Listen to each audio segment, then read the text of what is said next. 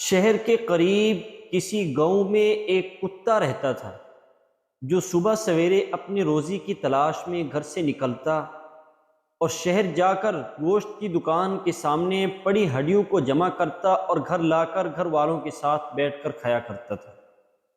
ایک دفعہ ایسا ہوا کہ کتا بہت بھوکا تھا۔ تلاش کرنے کے باوجود اسے کوئی ہڈی نہ ملی۔ چلتے چلاتے وہ ایک گوشت والی دکان کے پاس پہنچا جہاں پہ لوگ گوشت خرید رہے تھے اور قصاب ان کو گوشت بیچ رہا تھا۔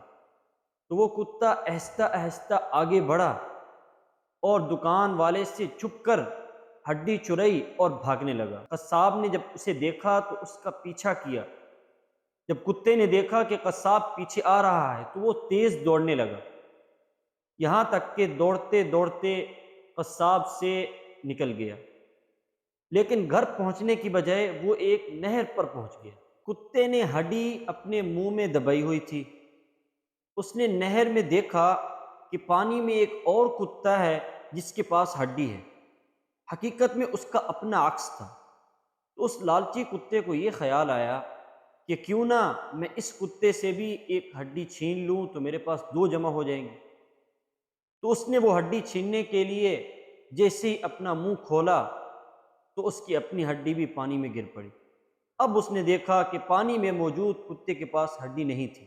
اب اس کی سمجھ میں آیا کہ جسے وہ دوسرا کتا سمجھ رہا تھا حقیقت میں وہ اس کا اپنا عکس ہی تھا۔ اب اس سمجھ کا کیا فائدہ؟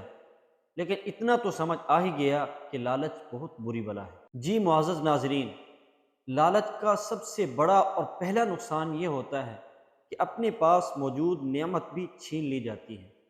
اس لیے ہمیں لالچ سے بچنا چاہیے۔